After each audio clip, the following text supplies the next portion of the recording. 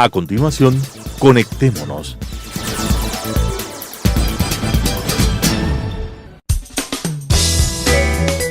Clasificación A. Apto para todo público.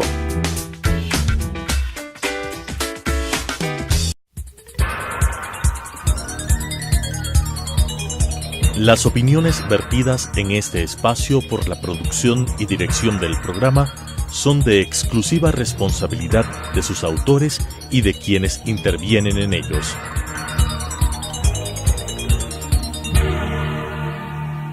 Telesucesos Canal 29 UHF presenta Conectémonos.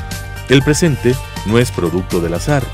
Hay múltiples hilos conductores que nos explican y contextualizan el proceso del desarrollo humano. Sigamos esas pistas y tengamos una mejor comprensión de los cómo y los porqués de nuestras realidades, con la conducción de Alan Cathay. Conectémonos. Conectémonos va a tratar hoy día un tema que me resulta extremadamente grato. Lamentablemente, hace 15 días que debía haber hecho la presentación de un libro de Juan Ortiz, de su última obra, Esos 10 años, por razones de fuerza mayor no lo pude hacer.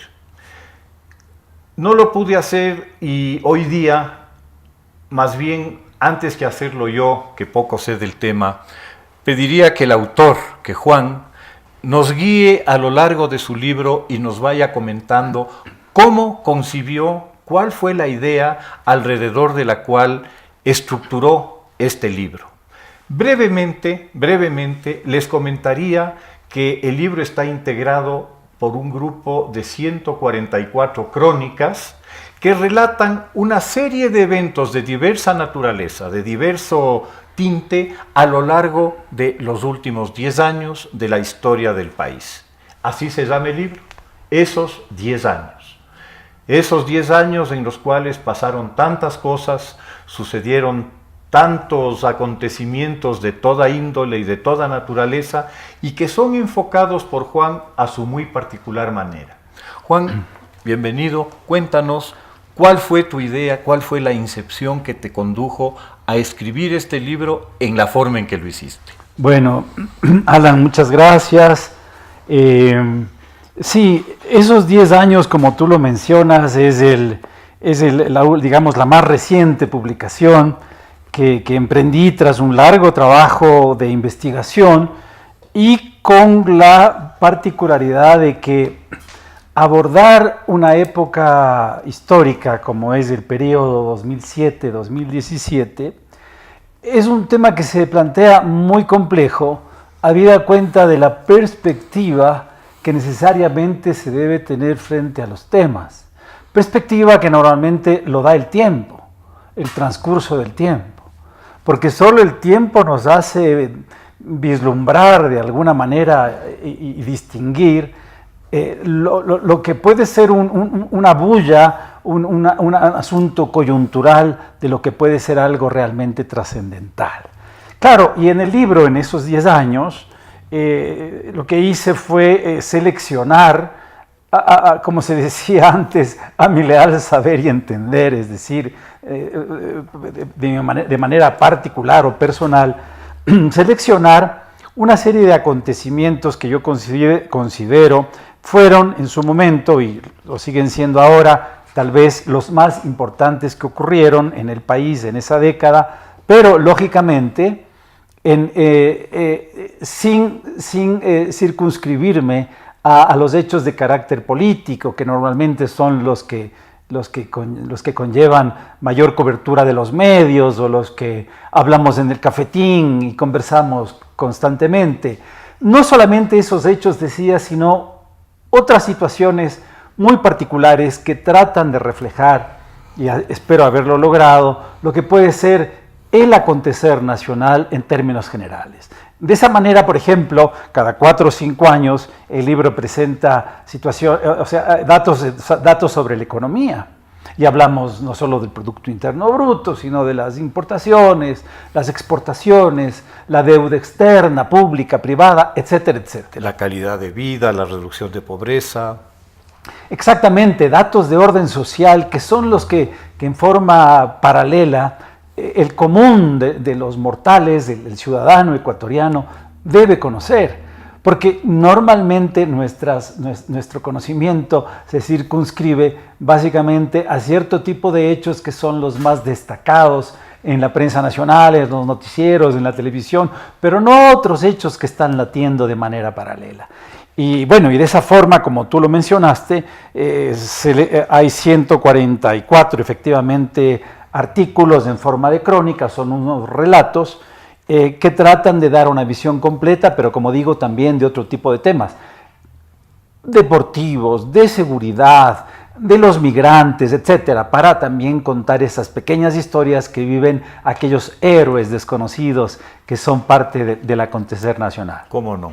Realmente la lectura del libro trae inmediatamente a la memoria una cantidad de circunstancias que me parece son esenciales en cuanto a esta última parte que tú mencionas. La historia que no la escribe el ministro, la historia que no la escribe el presidente o el diputado. Es la historia de la gente, la historia del ciudadano de a pie, que se ve afectado por, obviamente, las situaciones políticas, las situaciones económicas que se van dando en el país. Me pareció muy, muy interesante ese enfoque. Sin embargo, y probablemente producto de la característica de la década, encontré que el 40%, hice la estadística con cuidado, sí. El 40% de las situaciones que se describen en el libro hacen referencia a dos cosas. Al fenómeno que hoy día nos está abrumando como país, que es el tema de la corrupción, al tema de la censura, que es el mecanismo de censura a la libertad de expresión, claro. La censura a la libertad, que es el mecanismo utilizado para esconder, para evitar que se hable respecto de la corrupción, y el autoritarismo. Ese 40% de artículos que tú tratas, o de crónicas que tú relatas, hacen referencia a estos tres fenómenos. Y estos tres fenómenos, efectivamente, hoy día son los que están angustiando a la sociedad, angustiando al país. Curiosamente, no solo están angustiando a esta sociedad, y no solo están angustiando a este país. El fenómeno de la corrupción es un fenómeno, al menos en nuestra región, absolutamente extendido, y ya me atrevería a decir endémico. Endémico, sí. Lo cual es dramático, ¿no? Sí. Es dramático. El tema del autoritarismo, de igual manera, es un tema que nos ronda de manera permanente y constante, pero es un tema que, nuevamente, no es particular nuestro. Es un tema que se ha extendido por la región y por el mundo. En los últimos 10 años, la proliferación de estados autoritarios y de formas autoritarias de ejercer el poder se ha vuelto cada vez más presente, cada vez más inquietante. Y en ese sentido, Juan, quería preguntarte respecto de este fenómeno del autoritarismo, ¿cuál es tu percepción local, regional y mundial? Sí, gracias, Alan. Bueno, creo que has hecho un estudio, como te caracteriza, muy pormenorizado, muy detallado, muy, ¿qué te puedo decir?, muy responsable del contenido de mi libro, cosa que te agradezco. Y veo que efectivamente te has circunscrito mucho al tema de la corrupción, porque lamentablemente esa ha sido la realidad nacional que hoy se desvela de una manera pero dramática. Y te has fijado también en un tema muy importante que es el de la censura a la libertad de expresión, de conciencia, a la libertad de prensa. Yo no quería dejar pasar este comentario tuyo de esta suma de las dos circunstancias. Corrupción por un lado, mordaza por el otro, es el ¿qué se puede decir?, el conjunto ideal para lograr lo que muchos gobiernos pretenden, que es la impunidad. Efectivamente, o sea, el ejercicio del poder ilimitado, autoritario, sin límites, sin cortapisas, sin fiscalización, hace que la corrupción sea algo que resulta inevitable, por un lado, como lo hemos visto y lo estamos comprobando día a día, y por otro lado la mordaza, es decir, atemorizar a la prensa, crear un consejo que regula los contenidos de los medios. Esa combinación, repito, hace que el fin último, maquiavélico, terrible, apunte a que ese gobierno pretenda la impunidad, cosa que hoy lo estamos viendo y que resulta dramático, habida cuenta de la situación de la Fiscalía y todos estos asuntos que ahora vemos digamos, y que están saliendo día a día. Pero efectivamente, volviendo al tema del autoritarismo, yo he hecho en el libro una pequeñísima, digamos, crónica o varias crónicas sobre los actos más terriblemente autoritarios que ocurrieron en esta década, en el periodo 2007-2017. Acordemos que el decreto número 2 del presidente Correa fue llamar a una consulta popular para hacer la Asamblea Nacional que se proponía y que lo logró, la destitución de 57 diputados con el tema ese de los manteles, tema que está efectivamente en el libro y que es un caso pleno de autoritarismo. Enseguida hubo otro terrible en abril de 2007, que fue que el gobierno dio por terminadas las relaciones con esa burocracia indeseable que fue la del Fondo Monetario Internacional. Seguidamente declaró persona non grata al representante del Banco Mundial en el país. Y seguidamente lo sacó del Banco Central que utilizaban las oficinas al Fondo Monetario Internacional. Todas estas cosas no son solo muestras del autoritarismo, sino, claro, de una pretendida soberanía que con todos ese tipo de declamaciones, que soberanía, que patria, que etcétera, etcétera, lo que se hace es consolidar una idea de autoritarismo que no quedó allí. Enseguida, estamos hablando en el primer año de gobierno, en el año 2007, declaró entabló una querella contra el diario La Hora, es decir, comenzó el miedo. El miedo, que es uno de los, como tú lo sabes muy bien, uno de los elementos que utiliza el autoritario, el déspota, el autoritarismo, para poder amedrentar a la población, a la gente, en este caso a la prensa, y que no, digamos, no les controlen, no los denuncien. Enseguida hubo otro tema autoritario, pero estamos hablando de julio de 2007, es decir, en los primeros meses de esa década, que fue que el gobierno no acató la censura del Congreso contra Ricardo Patiño por el tema de los pativideos, etcétera, etcétera. Es decir, no me quiero alargar, pero el tema del autoritarismo en esa década comenzó de una manera marcadísima y muy temprana, y que mostró cuál era el talante y cuál iba a ser, digamos, la forma de gobierno que efectivamente fue esa durante esos 10 años. Juan, tú mencionabas que este proyecto de mordaza más corrupción para asegurar impunidad es un modelo que responde a un plan y a una clara concepción previa para la instauración de un gobierno autoritario. ¿Este plan lo percibes tú como un fenómeno local o lo percibes tú como un proyecto más amplio? Claro, efectivamente. Es un proyecto más amplio y, como algún momento lo mencionamos, Alan, parecería ser parte de una franquicia.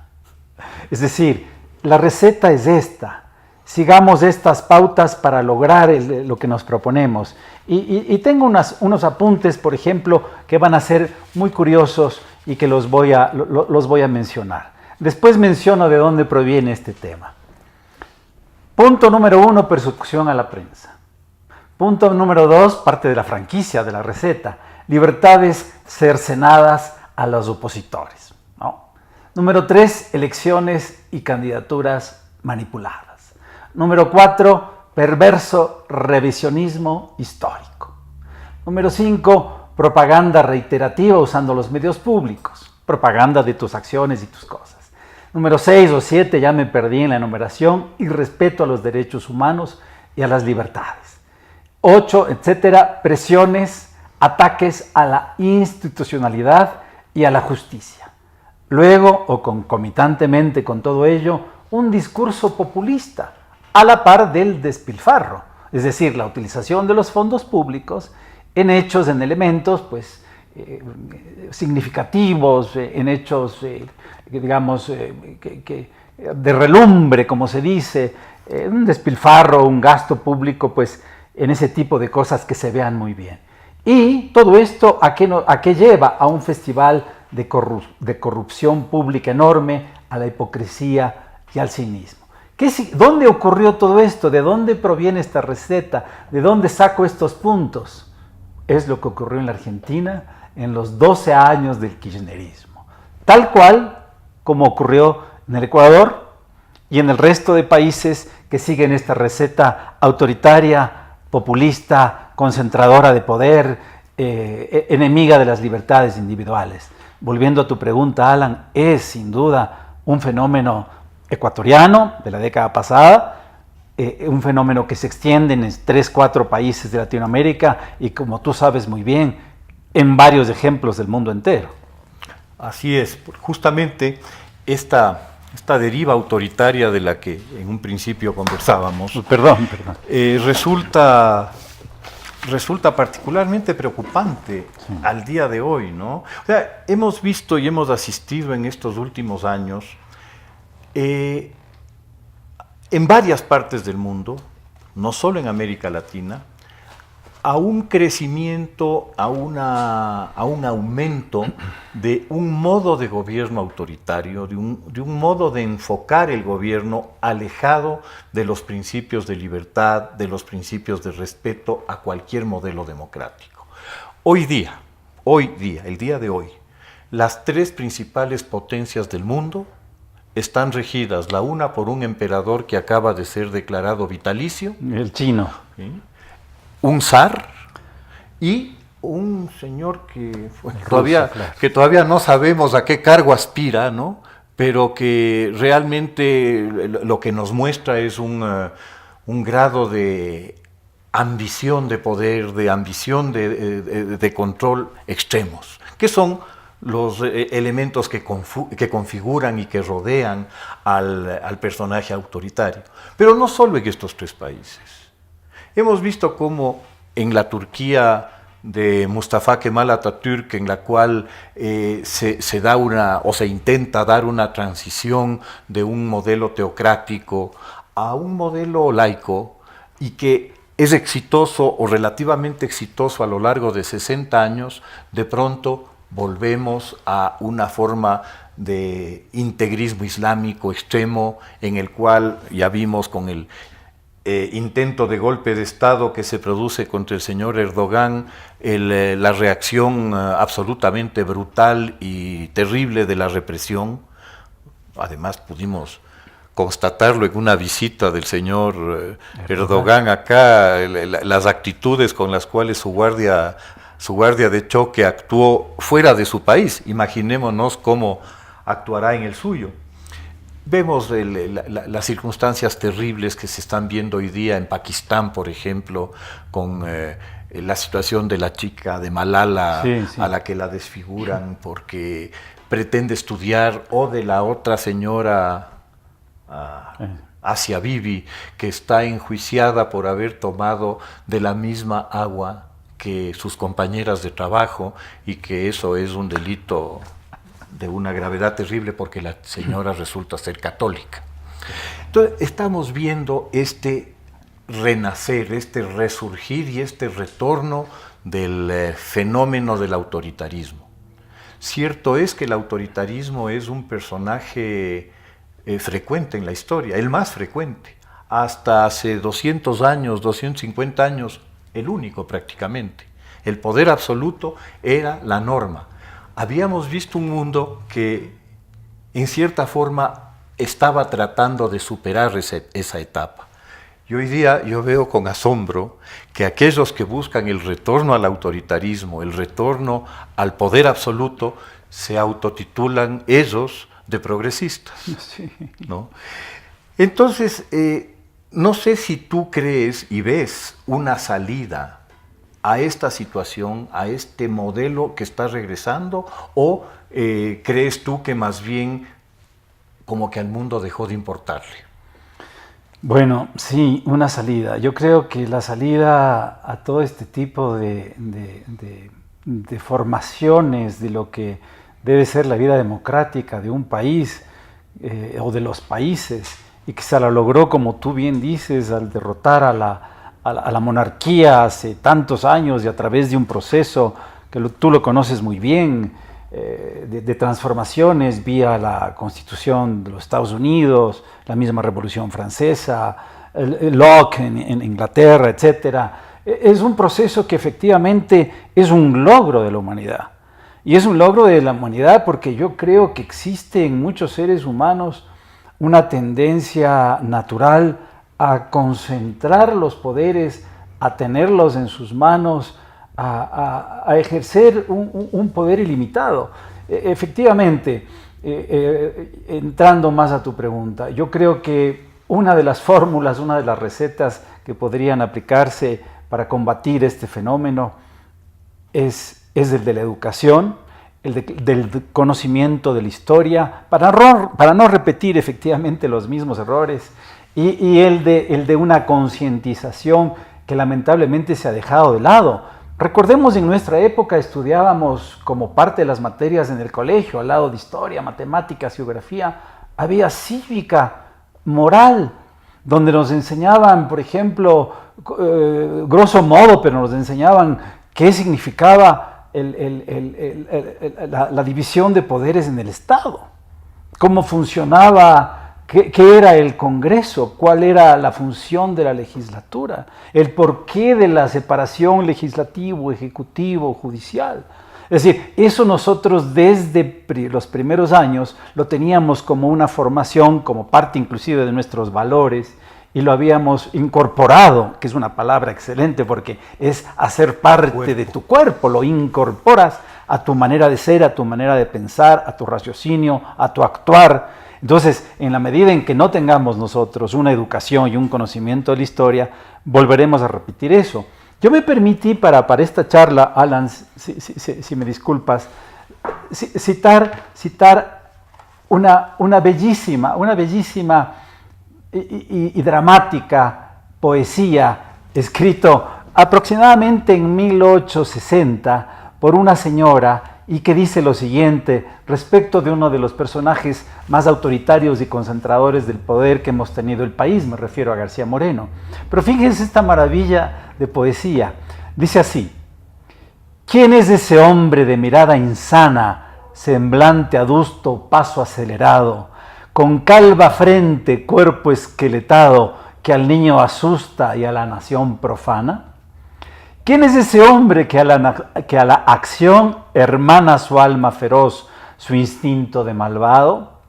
Ese hombre que a los hombres ha azotado, degradando su estirpe soberana, el traidor a la patria, el temerario, el monstruo que en la tierra, mar y llano ha dejado su rastro sanguinario, el verdugo del pueblo ecuatoriano, el ambicioso audaz que en vil sudario ha arropado a la patria, es el tirano.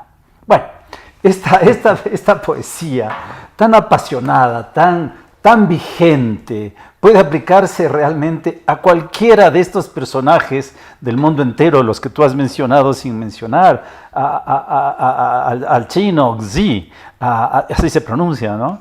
A Putin, o a Putin, y a Trump, y a cualquier otro autoritario del país, porque el semblante es el mismo, es decir, el perfil psicológico es el mismo, y todos caen en esta misma situación. Volviendo al tema y para terminar, yo creo que la educación, el conocimiento de la historia, el incorporar en la enseñanza secundaria este tipo de materias que despiertan el conocimiento de la democracia es parte fundamental del problema. Juan, te agradezco muchísimo por tu presencia, por tus palabras y tu explicación, y realmente la importancia de tu libro en cuanto a que no nos deje olvidar. Mientras dura la memoria, mientras dura la conciencia, hay la posibilidad de actuar y hay la posibilidad de ser. Creo que el tema de la desmitificación, de la ruptura de nuevos mitos que se han tratado de introducir en todas las sociedades del mundo a favor del poder omnímodo, es la labor que a todos los demócratas nos corresponde. Te agradezco muchísimo. Gracias, Alan, muy amable.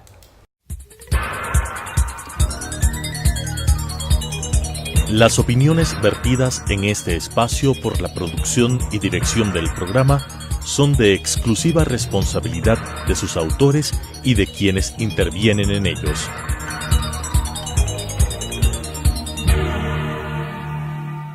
Telesucesos Canal 29 UHF presentó Conectémonos. El presente no es producto del azar. Hay múltiples hilos conductores que nos explican y contextualizan el proceso del desarrollo humano. Sigamos esas pistas y tengamos una mejor comprensión de los cómo y los porqués de nuestras realidades. Con la conducción de Alan Cathay. Conectémonos.